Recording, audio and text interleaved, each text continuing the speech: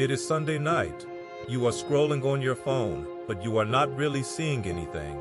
Because in the back of your mind, you are already in tomorrow morning. You are walking down the hallway. You are passing the conference room. And there is one specific person waiting for you. The coworker who corners you at the coffee machine. The boss who tears you apart in front of the team. The teammate who smiles in person and undermines you in email. Marcus Aurelius opened his private journal with a line about exactly this person. 2,000 years later, it is still the most useful sentence ever written about difficult people. By the end of this video, you will know what he wrote, and you will know what to do with it tomorrow morning. Here is the thing nobody tells you. The toxic person at work does not actually have power over you. Your judgment about them does. Epictetus said this almost 2,000 years ago. He wrote, "Men are disturbed not by the things which happen, but by the opinions about the things." Read that twice. The boss does not ruin your morning. Your interpretation of the boss ruins your morning. The complainer does not drain you. Your belief that you have to listen, that you have to fix them, that you have to be polite past the point it costs you, that is what drains you. And here is what makes it worse. You walk into Monday morning unprepared. You expect adults to behave like adults. You expect kindness to be returned. You expect competence to be respected. So when the difficult person does what they always do, you are caught off guard. Every single time, the shock is the wound, not their behavior. Marcus Aurelius understood this. He ruled the Roman Empire. His court was full of flatterers, complainers, and people quietly working against him. He could not quit. He could not avoid them. So he built a defense. Before I keep going, I want to ask you something. Who is the person you are dreading walking into face on Monday morning? You do not have to name them. Just describe what they do. Drop it in the comments. And if this is already landing, hit like. It helps the algorithm send this video to the people who need it most. Example 1. The energy vampire, the chronic complainer. You know this person? They corner you at the coffee machine at 8:45 in the morning. And for the next 15 minutes, you hear about everything that is wrong. The project, the manager, the traffic, the weather. They are not asking for advice. They are not solving anything. They are downloading their misery into you. And when you finally sit down at your desk, your morning is already gone.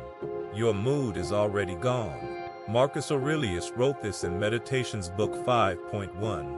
At dawn, when you have trouble getting out of bed, tell yourself, I have to go to work as a human being.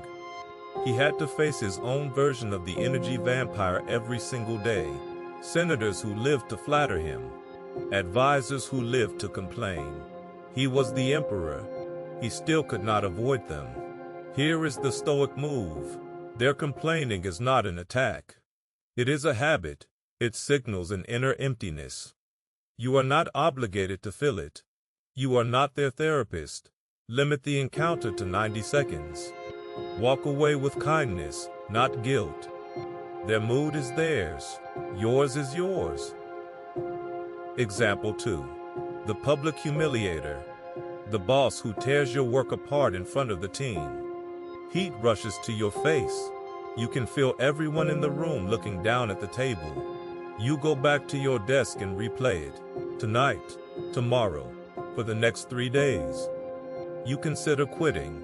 Marcus Aurelius wrote about this exact problem in Meditations Book 11.18. He listed 9 separate ways to handle people who anger him. The first was this: remember that you live among them. That nature made you to live with them. He could not quit. He was the emperor of Rome. Quitting was not an option. Here is what he understood. The humiliation does not live in their words. It lives in your interpretation of their words. Epictetus again. Men are disturbed not by the things which happen, but by the opinions about the things. Their feedback may have a useful kernel inside it. The shame is something you added. The Stoic move is to separate the signal from the sting. Write down the literal words, strip the tone, strip the audience, ask one question. Is there one true thing in here? Take that one thing, discard the rest. Quick pause. If you are nodding through this, subscribe to Daily Stoic Mentality. Every week, one Stoic framework you can actually use.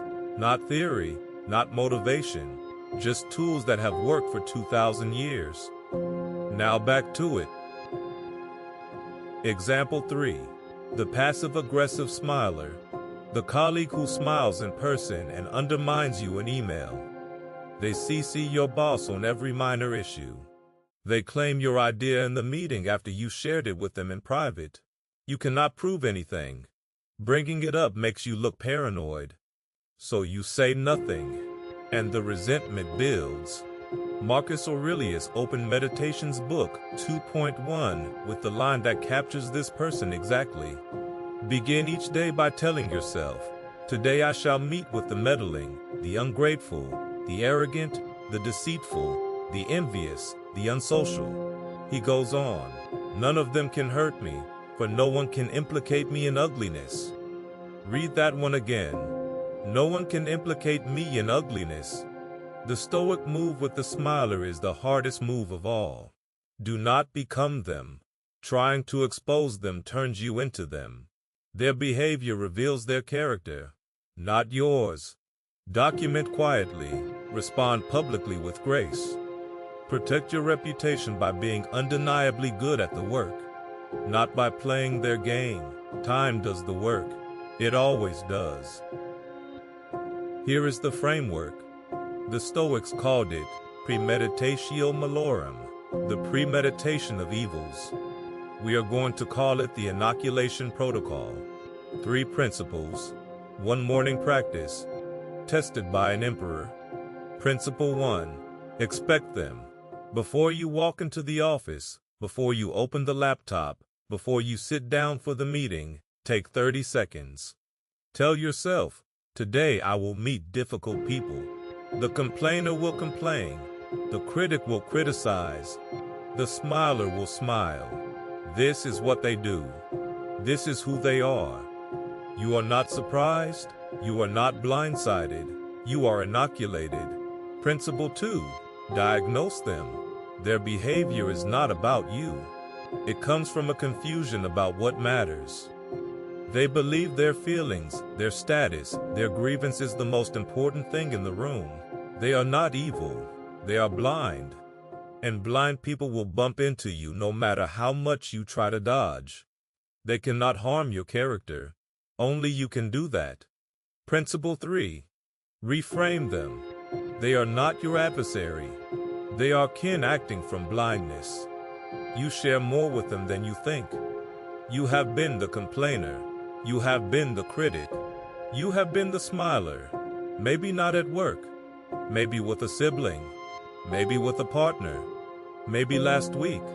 This is not weakness. This is recognition. And recognition dissolves contempt. Contempt is what gives them power. The morning you stop expecting kindness from the unkind is the morning their power ends. Here is the key takeaway. The difficult person at work is not your enemy. They are your inoculation. The morning you stop expecting kindness from the unkind is the morning their power ends. Marcus Aurelius ruled an empire full of them. Senators who plotted against him, advisors who flattered him, generals who undermined him. He never gave a single one the power to ruin his day. He did it with 3 sentences he wrote to himself in the dark before the sun came up. And neither do you have to. If this gave you something you can use Monday morning, subscribe. We do this every week. 1 Stoic framework. 1 modern problem. 1 tool you can actually use. And tell me in the comments, which one hit hardest? The energy vampire, the public humiliator, or the passive-aggressive smiler? I read every single comment. Daily Stoic Mentality.